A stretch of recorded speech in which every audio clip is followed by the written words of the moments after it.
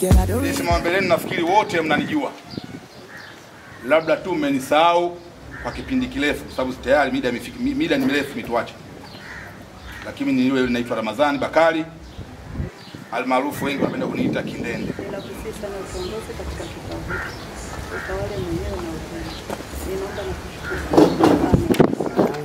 Naitwa Claude Musa, jina la kale. Kwa jina naitwa Neema Mwinyi, ila wengi wananifahamu kwa jina la Neema Mwinyi. Hivi umetambulisha mama? Kwa jina naitwa Bakari. Kwa jina naitwa Maajabu Mrisho. Kwa jina naitwa Aisha Omari. Naitwa Fabian Wemba, ni mwanachama wa kikundi. Kwa jina naitwa Hamisi Abdalla. Kwa jina naitwa Selemani Mohamed Kukilo, almaarufu Dudu. Kwa majina naitwa Mary Msonga, jina maarufu Chichi. Kwa majina naitwa Mwanaisha Juma au Binti Bindani. Kwa jina naitwa Salumu Ahmed Mpinga. Naitwa Abdalla Saidi Mayola aka Manyoya. Naitwa Amri Hemedi Marekano. Naitwa Tabu Salumu ila kwa sasa naitwa Samira Salumu. Naitwa Ramadhani Saidi Mtwena. Hao ndio waliofika leo katika kikao hiki. Lakini sio hao tu, maana wengine wamepata udhuru hajatokea. Bado niko na Kasangu. Mwalimu kwa lazima Mpinga. Kwa lazima kufi kwa. Naitwa Mwalimu Clarence Mari. Inawezekana mlikuwa hamjui jina langu la kwanza lakini ni Clarence Mari. Mwalimu staff. Jina naitwa Mustafa Magosongo. Mgeni rasmi. Sisi ni vijana tuliosoma shule ya msingi Kisauke kuanzia mwaka 1999 mpaka 2005. Kwa pamoja tumeamua kuunda umoja wetu ili tuweze kupambana na matatizo mbalimbali na shughuli mbalimbali za kijamii, hivyo tunaweza kusema shida na raha. Pia umoja wetu tunategemea uwe mkombozi wa kila mmoja wetu katika masuala ya kujiendeleza kiuchumi na kijamii kwa ujumla. Wanachama 36 na tunategemea idadi kuongezeka kadri tutakavyoweza kuwasiliana na wenzetu ambao hawajapata taarifa za kuanzishwa kwa umoja huu. Ndugu mgeni rasmi, leo tarehe 4 mwezi wa 10 mwaka 2025 ndio siku iliyopendekezwa iwe siku ya uzinduzi wa umoja wetu wa UWK, yani umoja wa wanafunzi Kisauke. Hivyo ndugu mgeni rasmi, tunaomba pamoja na maombi mengine kwa heshima na taadhima utuzindulie umoja wetu siku ya leo. Pia pamoja na ombi hilo, wanachama wa UWK tunaomba ikikupendeza uwe mshiriki wa umoja wetu.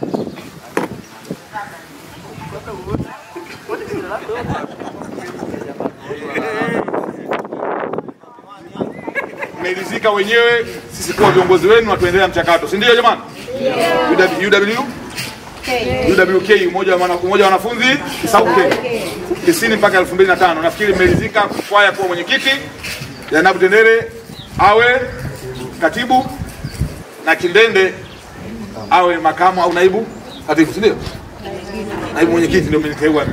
Awali ya yote napenda kushukuru kwa kunipa nafasi nyingine tena kuendelea kuiongoza familia yangu kuanzia shule ya msingi mpaka sasa hivi. Nadhani wote mlikuwa mnanifahamu mimi nilikuwa nachezea shule ya msingi. Nashukuru sana. Katiba hii inabidi tushirikiane wote na tusikilize kwa makini kipengele kimoja baada ya kingine. Hii imeandaliwa na sisi, tumeuliza kichwa tumepata hii. Kwa hiyo kama kuna kitu ambacho labda mtu unaona hakiko sawa, unataka kuhoji, unataka sio nini, yani hapa leo. Na wazazi wangu, kama kuna sehemu ambapo mnaona hapako sawa, tuko radhi mtusaidishe kwamba siende hivyo, kwende pale atakapokuwa anapitia. Kwa hiyo tuweni makini. Huu ndo msingi tunaenda kuutengeneza. Kwa hiyo ikisomwa hapa, alafu kesho wewe ukafanya kitu ambacho hapa kipo, wewe unafanya kinyume, maana yake ni kwamba sisi hatuja kutoa Bali tuitikiane basi, bali unanielewa? Yes. Na mimi binafsi sipendi yani mtu yoyote ule atoke. Ndio maana nataka wote tupitie. Yani nitamani wote wawepo, na ndio maana hata siku ile kauli yangu mlisikia. Nitaka ni kila mmoja awepo. Atoe mawazo yake, mawazo ya mtu yatapokelewa, yatafanyiwa kazi, yale ambayo tunaendana nayo tutaendana nayo. Katiba ya kikundi tangulizi. Kikundi cha Kisauke Primary School 1999 mpaka 2005 ni muunganiko wa vijana ambao tumemaliza shule ya msingi Kisauke na Nakasangwe. Tumeamua kuunda kikundi hiki ili kusaidiana kwenye matatizo, mfano maradhi na kifo, kwenye furaha, kuoa au kuolewa kwa mwanakikundi. Na namba 3 ni kuinuana kiuchumi. Namba 4, kuwa na miradi mbalimbali itakayotuingizia kipato katika kikundi chetu. Tafsiri: kikundi ni mkusanyiko wa hiari wa vijana wenye lengo moja. Kiongozi ni mwanachama yeyote wa kikundi anayechaguliwa kwa kupigiwa kura na wenzake na kukubalika na katiba hii. Mwanakikundi au mwanachama ni mtu ambaye amejiunga na kikundi hiki kwa hiari yake. Mgeni ni mtu yeyote anayekaribishwa kwenye kikundi ambaye ataingia kwa hiari yake mwenyewe. Kikundi, jina la kikundi inabidi, kama tutaiacha hii Kisauke Primary School au kuna jina lingine ambalo mtapendekeza, sawa. Hii nafasi imeachwa wazi, inabidi tushirikiane. Makao makuu yatakuwa wapi, itabidi tupendekeze. Tunakuja namba 2, madhumuni. Madhumuni ya kikundi hiki: namba 1, kusaidiana katika shida mbalimbali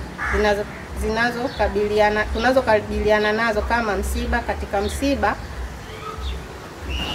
kusaidiana katika shida mbalimbali tunazokabiliana nazo kama msiba. Na katika msiba, atakayechangiwa ni mwanakikundi mwenyewe, mama mzazi, mke, mume, mtoto au watoto.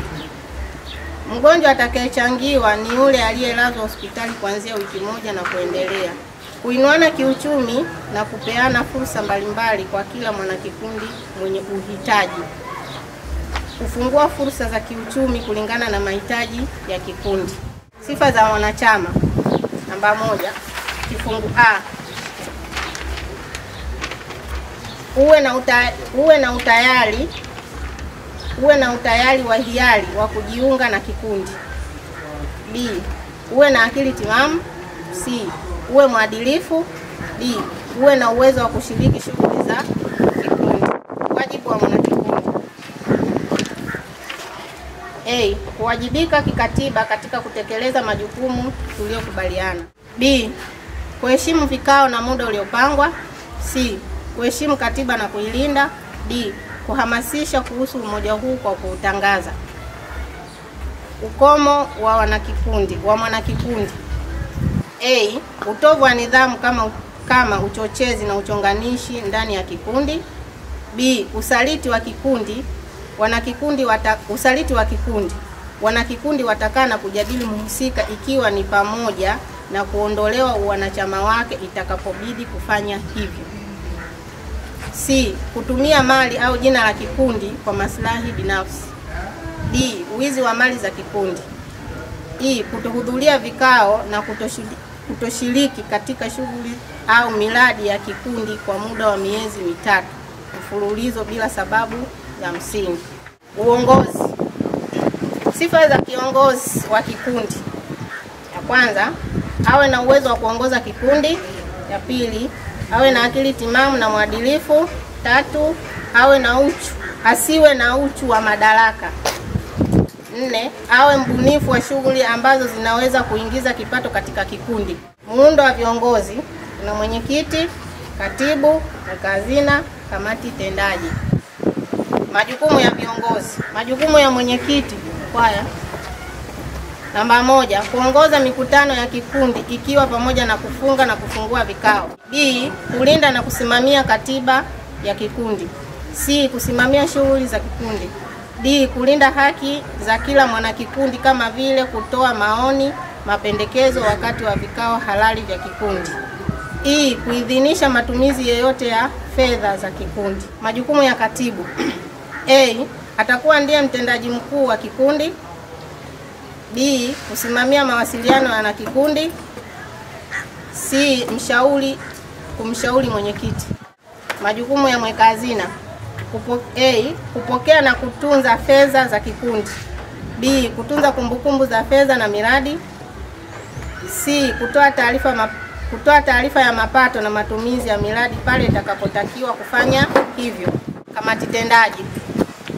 Kamati hii inajumuisha mwenyekiti, katibu, mweka hazina na wajumbe wawili kwa idhini ya wanakikundi kwenye mkutano mkuu wa kikundi. Kamati hii itakuwa na majukumu yafuatayo: watapokea maombi ya wanakikundi wapya na kujadili, kisha kuwasilisha kwenye mkutano mkuu kwa ajili ya kujadiliwa na kuidhinishwa na wanakikundi wote. Kuandaa agenda za mkutano mkuu wa mwaka wa kikundi. Uongozi utamundu madarakani kipindi cha miaka miwili, na baada ya hapo uchaguzi mwingine utafanyika ili katika mkutano mkuu wa kikundi. Pia endapo mwanakikundi aliyopo madarakani atakoma uongozi kwa sababu yoyote ile, mkutano wa dharura utaitishwa ili kuchagua kiongozi atakayeziba nafasi iliyoachwa wazi. Ukomo wa uongozi. Namba 1, kifo. Namba 2, kujiuzuru mwenyewe. Namba 3, kushindwa kuongoza kikundi kutokana na makosa mbalimbali ya kinidhamu. Namba 4, kutumia jina au mali za kikundi kwa maslahi binafsi. Namba 5, ugonjwa wa akili unaothibitishwa na madaktari. Kiingilio kwa mwanakikundi mpya. Ada ya kila mwezi kwa kila mwanakikundi. Kila mwanakikundi atatakiwa kutoa kiasi cha shilingi ngapi pindi mwanakikundi mwenzetu atakapopatwa na matatizo ambayo yatahitajika msaada wa kikundi, ambayo ni ugonjwa na wa kulazwa kuanzia wiki moja na kuendelea pamoja na kifo. Mfuko utakuwa unatusaidia. Tunaidhinisha kutoa ile 200,000 ili mkwaya imsaidie kwa muda ule, kwa sababu ni swala la haraka. Sisi tunapeana muda. Mfano kama tulivyofanya hapa katikati. Tunapeana muda kama ni wiki 2, wiki fulani bwana, kila mmoja awe amerudisha ile hela irudi wapi? Kwenye mfuko, kwa sababu hatujafikia hatua ya kutoa pesa alafu zisirudi. Kwa tukua tunatoa hela alafu hairudi, hatuwezi kufika. Kwa hiyo kila pesa ambayo itakuwa inatoka maana yake itakuwa inarudi. Faini na adhabu mbalimbali. Kuchelewa kwenye kikao, faini itajadiliwa hapa. Utovu wa nidhamu, lugha ya matusi, kuchonganisha. Faini. Namba 3, kutohudhuria kwenye kikao au shughuli za kikundi bila taarifa. Faini. Namba 4, kutoa siri za kikundi, utakuwa na faini, na ikijirudia zaidi ya mara 3 utafukuzwa kwenye kikundi. Kutotoa michango zaidi ya mara 3 utakuwa umejitoa mwenyewe kwenye kikundi. Kutohudhuria kwenye matukio muhimu ya kikundi ndani ya miezi 3 mfululizo bila taarifa za msingi, utakuwa umejiondoa mwenyewe kwenye kikundi. Ukomo wa kikundi. Kikundi chetu ni endelevu, hakitakuwa na ukomo, bali tumeadhimia endapo mwanakikundi akifariki, mrithi wa nafasi yake awe mtoto, na kama mtoto bado mdogo, basi nafasi hiyo itasimamiwa na baba au mama, na kama wote hawapo duniani, atatafutwa mlezi aliyeachiwa jukumu la kuwalea na kuwasimamia watoto mpaka pale atakapofikia umri wa kujitegemea, ndipo atachukua nafasi ya mzazi wake. Kwa mwezi tunaweka shilingi ngapi? Mmelizika na hiyo katiba, yani kila mtu aseme. Lazima kwa sasa hivi, kwa sababu ndo tunaanza, tuwe na kiwango ambacho mtu akipata tatizo kwamba lazima tumpe kiasi fulani. Sawa? Yani haizidi, kwa sababu sisi hatuna uwezo wa kufanya 100% ya hicho kitu. Ila tunachokifanya ni kushikana mikono. Mfano tumetoa 200,000. Ila sisi tukitoa 10,000 inazidi 200,000. Huyu mtu tunataka kumsaidia. Na lengo letu tumsaidie kwa haraka ili ile tatizo alifanye kwa muda ule. Kwa mfano tukio limetokea sasa hivi, napigiwa simu mimi kama mwenyekiti, bwana fulani yuko hivi, natakiwa hela ili msaidie pale alipo. Sawa? Tunawasiliana, tunaitoa ile hela. Hatuwezi kuitoa hela yote ambayo sisi tutaichanga. Tunatoa 200,000 kiwango ambacho tumekubaliana, au 300,000. Tutakapochanga hela tutapata 400,000 tuliyoichanga. Tunachukua 200,000 yetu au 300,000 yetu tunairudisha kwenye mfuko. Si mnanielewa hapo? Nielewe vizuri. Tunaichukua 200,000 yetu tuliyoitoa tunairudisha kwenye mfuko. Itakayokuwa imebaki iliyozidi yote, hii anatumiwa yule mtu. Si mnanielewa vizuri hapo? Kwa ambapo mimi nilikuwa nimefikiria maximum utoke bwana shilingi 10,000 kwa mtu atakayefiwa. Mtu bwana anayeumwa au kuguliwa maximum itoke bwana 20,000 au 15,000. Itoke hivyo. Haijalishi amepata 200,000, amepata 500,000, amepata milioni. Ile atakayechangwa atapewa ajeshe tatizo lake kama la milioni 3 au milioni 4 milioni 5. Kama anahitaji na zingine ziada, sasa tutakaa chini kama kikundi, tutaangalia tutamsaidia vipi huyo mtu. Aidha tumkopeshe kama kuna hela, baadaye atalipia au atangeka mwenyewe kama mwenyewe huko kwenye mambo mengine. Kisi kama sisi tumetoka kama mkono wa pole kwa ile tatizo lolipata. Tukisema matatizo kila mtu tumchangia laki 6, matatizo hayalingani, kila mtu na uwezo wake. Kwa hiyo tukiweka kila mtu bwana achangiwe bwana maximum kiasi kadhaa tutakwama. Lakini tukiweka michango elekezi bwana kifo akichagui ufe wewe afe baba afe mtoto afe mama, bwana maximum ni shilingi 30,000 kwenye kifo. Ni hivyo. Bwana ugonjwa bwana mtu akiuma haijalishi. Kavunjika kidole, kavunjika mkono, kavunjika shingo, kavunjika kichwa. Bwana ugonjwa huu bwana maximum ni shilingi 15,000. Wote kwa pamoja. Aidha ile hela imekukizi wewe ama haijakukizi kwenye taji lako, hilo wewe utajua jinsi gani ya kulifanya. Sisi huku tumeshafanya nini? Shafanya hivyo. Ndio mchango wangu mimi ni huo. Vitu Mungu mchangia kinene Mungu mchangia. Na kama mtu pamoja kwa 30. Mtu kafa na mnamchangia inakuwa haina maana. Ni heri basi. Hata kama unaumwa watu 3 au 4, niweke kiasi fulani cha pesa ambacho kidogo kila mtu ataweza kumchangia kila mtu ambaye anaumwa. Lakini kikiwa kiasi kikubwa, ina maana kama anavyosema Kawinga kwa wengine watashindwa. Nafanya kazi, kuna mtu aliandaa tunataka kusema kwamba kafiwa na baba yake. Alipeleka kazini. Alipeleka kazini, kazi iliandaa taratibu ya mtu kama akifiwa kama mfanya kazi, watu waende na vitu vingine vichangiwe viende vipelekwe kule. Tumechukua gari tumeenda kwa yule mfiwa mwenyewe nyumbani kwake, tumekwenda kukuta mama yake anapeta maharage. Ndio kwenye msiba wenyewe hapo. Marehemu anapeta maharage. Kifupi alifukuzwa kazi. Na kinongongo chake ni kile ambacho tukipeleka kule maharage na sukari na vitu vingine tumemaliza. Sisi tulifanya baba yake alifariki muda mrefu, lakini yeye alitengeneza kwamba mimi nimekuwa na baba yangu. Sasa hiki kikundi kama hiki mlongo wake unakuwa mrefu sana. Meandaa katiba vizuri, mimi naomba katiba mkabidhi mgeni rasmi. Nyinyi muendelee na mjadala wa hii katiba yenu mliounda, mtasaidiana vipi na mapato yenu mtapataje? Sasa mimi nimemuelewa. Kuna baadhi ya vitu vichache tuviweke sawa tukiwa pamoja hapa. Tukitoka vikao vyetu tutakuwa tunaendelea navyo. Kwa hiyo tutakapokuwa tunaandaa vikao vyetu kwenye njia ya mtandao, tangazo mtu ukiliona uhakikishe siku hiyo unakuwepo kwa ajili ya vitu vingine. Kwa hiyo kwenye swala hili ambalo mzee ameliongea tumelipokea na tunalifanyia kazi. Mzee tunashukuru sana. Kwa kweli nimefarijika sana kuwaona. Nadhani ni wachache sana ambao ningewakumbuka kwa kweli. Miaka mingi imepita. Kwa kweli nashukuru sana kwa mwaliko huu. Kwa kweli nashukuru. Na hili jambo ambalo mmelianzisha kwa kweli ni jema. Ni mambo mengi yanapita, alafu hata hatuyapati huko tuliko. Nakuta kila mmoja amejichilia huko. Mpaka wengine mimi nijua hawapo madare hii. Kwa kweli ninashukuru sana kwa jambo hili. Wanafunzi wamemaliza 2005 ndio wanakwenda huko. Ni kitu ambacho hata hawaelewi. Gabibi makofi jamaa. Kwa kweli ninashukuru sana, nashindwa kusema lakini ninawashukuru sana. Ni wachache ambao nakutana nao. Kwa hiyo niko pale Msigani tu, nadhani wengi wanafahamu. Umesema mna wanafunzi, kuna wanafunzi? Na wanangu wanasoma wawili pale. Niko tu njiani pale. Japokuwa tutakuwa tunawasiliana, basi katika mambo mengi tu tunawasiliana jamani. Mengi hatuyapati. Kwa sababu tumelianzisha hivi, inawezekana hata kama hatutashiriki moja kwa moja, lakini vizuri tukasema mwalimu bwana kuna hili na hili. Unaweza ukashiriki vyovyote vile.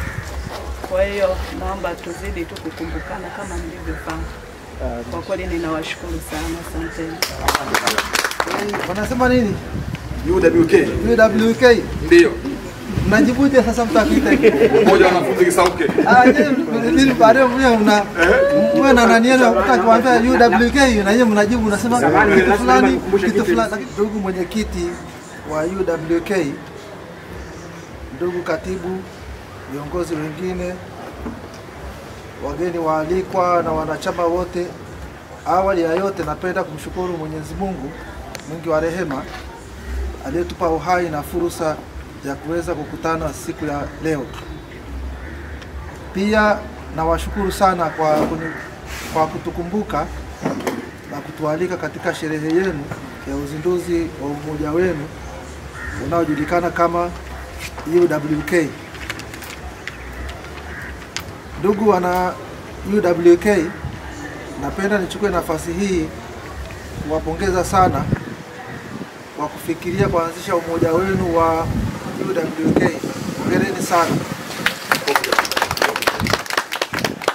Mnastahili kupongezwa kwa sababu umoja mlioanzisha utakuwa na faida ya moja kwa moja kwa kila mwanachama. Wanachama mtaweza kiurahisi kutatua shida na raha zitakazojitokeza katika maisha yenu ya kila siku. Nitaje machache kama misiba, magonjwa, ajali na kadhalika. Ndugu wana UWK, umoja wenu utakuwa mkombozi wa kufanikisha shughuli za starehe kama harusi, paimara na kadhalika. Waswahili wana usemi usemao, umoja ni nguvu, utengano ni udhaifu. Kwa ujumla, umoja wenu utakuwa na faida nyingi zaidi kuliko hasara.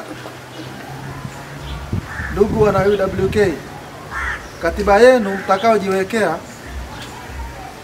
au mliojiwekea itakuwa ndiyo dira itakayowaongoza kufanya matumizi ya fedha mtakazochanga. Hivyo kama mna malengo fulani lazima yawepo katika katiba. Naweza kuongeza jambo lolote lile ambalo wanachama wataridhia liongezwe katika katiba yenu, mradi ni kwa manufaa ya wanachama wote. Umoja wenu unaweza kupata mikopo kupitia benki.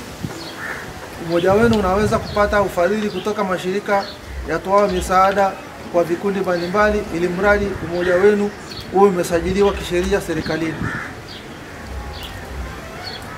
Ndugu wana UWK, napenda nitaje mambo machache ambayo yatasababisha umoja wenu uweze kustawi.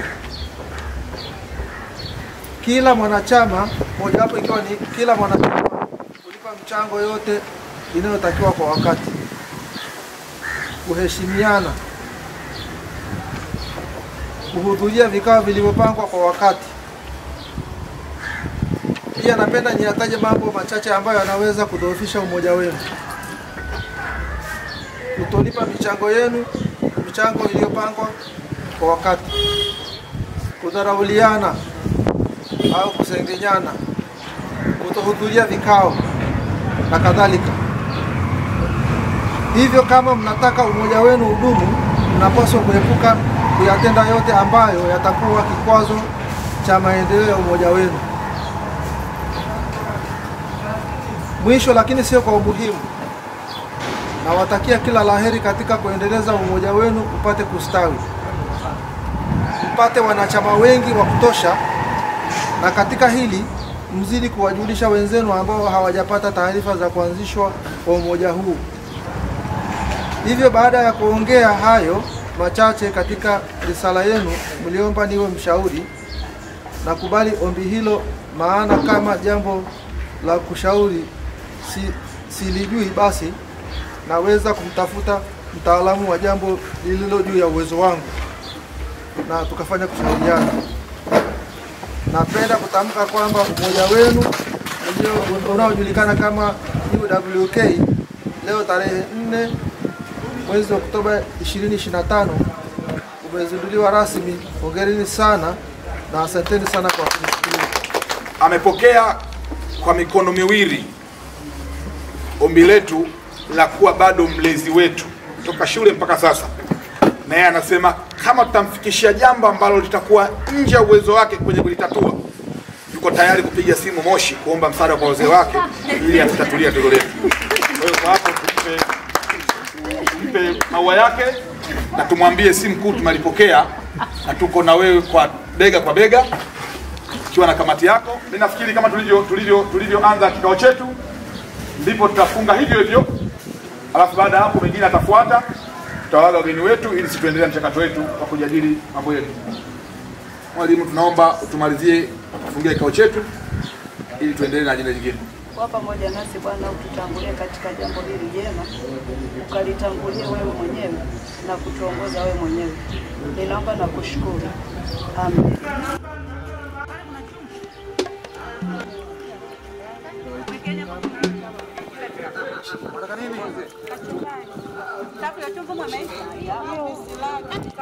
Sijakuelewa.